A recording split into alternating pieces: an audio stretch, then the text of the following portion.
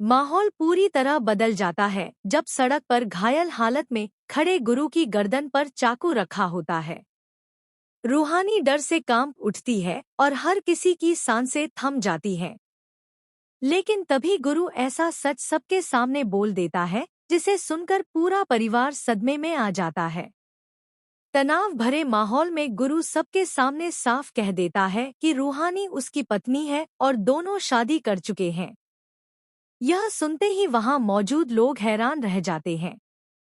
रूहानी का भाई गुस्से से आग बबूला हो जाता है, जबकि रूहानी खुद भी गुरु को हैरानी से देखने लगती है। पहली बार गुरु ने इतने हक से उसे अपनी पत्नी कहा होता है। अब कहानी में नया तूफान तब आता है जब दादी इस रिश्ते को मानने से इनकार कर देती हैं। वह गुस्से में रूहानी का सारा सामान घर से बाहर भिजवा देती है। जब बब्बन और सिकंदर सूटकेस लेकर रूहानी के घर पहुंचते हैं तो वह पूरी तरह टूट जाती है। इसके बाद उसे दादी की एक चिट्ठी दी जाती है जिसमें साफ लिखा होता है कि अब इस घर और गुरु की जिंदगी से उसका रिश्ता खत्म हो चुका है। यह पढ़ते ही रूहानी की आंखों से आंसू बहने लगते हैं। दूसरी तरफ गुरु अपने दर्द और गुस्से को संभाल नहीं पाता।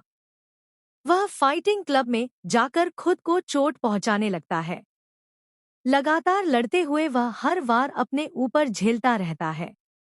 उसके चेहरे और हाथों से खून बहने लगता है, लेकिन फिर भी वह रुकने का नाम नहीं लेता।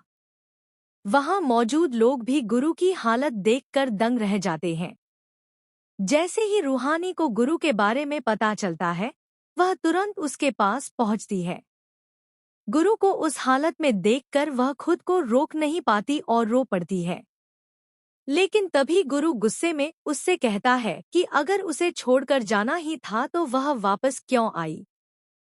गुरु की यह बात सुनकर रूहानी अंदर से पूरी तरह टूट जाती है, क्योंकि एक तरफ उसका परिवार है और दूसरी तरफ उसका प्यार। अब देखने वाली बात यह होगी कि क्या रूहानी और गुरु का में ऐसा मोड़ आने वाला है जो दोनों के रिश्ते को पूरी तरह बदल देगा। कहानी की शुरुआत होती है उस खौफनाक पल से जब घायल गुरु की गर्दन पर चाकू रखा होता है। रूहानी डर से कांप उठती है और वहां मौजूद हर इंसान की सांसें थम जाती हैं।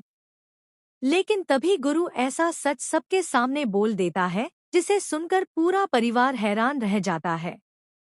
गुरु बिना डरे साफ कह देता है कि रूहानी उसकी पत्नी है और दोनों शादी कर चुके हैं। यह सुनते ही माहौल में सन्नाटा छा जाता है। रूहानी का भाई गुस्से से आग बबूला हो जाता है, जबकि रूहानी खुद भी गुरु को हैरानी से देखने लगती है। पहली बार गुरु ने इतने अधिकार से उसे अपनी पत्नी कहा होता है। दूसरी तरफ दादी इस रिश्ते को मानने से इनकार कर देती हैं। गुस्से में वह रूहानी का सारा सामान घर से बाहर भिजवा देती है। जब बब्बन और सिकंदर सूटकेस लेकर रूहानी के घर पहुंचते हैं तो वह पूरी तरह टूट जाती है। इसके बाद उसे दादी की एक चिट्ठी दी जाती है जिसमें साफ लिखा होता है कि अब इस घर और गुरु की जिंदगी से उसका रिश्ता खत्म हो चुका है। यह पढ़ते ही रूहानी की आंखों से आंसू बहने लगते हैं। उधर गुरु अपने दर्द और गुस्से को संभाल नहीं पाता। वह फाइटिंग क्लब में जाकर खुद को चोट पहुंचाने लगता है। लगातार लड़ते हुए वह हर बार अपने ऊपर झेलता रहता है। उसके चेहरे और हाथों से खून बहने लगता है, लेकिन फिर भी वह रुकने का नाम नहीं लेता। वहां मौजूद लोग भी उसकी हालत देखकर हैरान रह जाते हैं। जैसे ही रूहानी को गुरु की हालत के बारे में पता चलता है, वह तुरंत उसके पास पहुंचती है। गुरु को घायल हालत में देखकर वह फूट फूट कर रो पड़ती है। लेकिन तभी गुरु गुस्से में उससे कहता है कि अगर उसे छोड़कर जाना ही था तो वह वापस क्यों आई। गुरु की यह बात सुनकर रूहानी अंदर से पूरी तरह टूट जाती है, क्योंकि एक तरफ उसका परिवार है और दूसरी तरफ उसका प्यार। अब देखने वाली बात यह होगी कि क्या दोनों का प्यार हर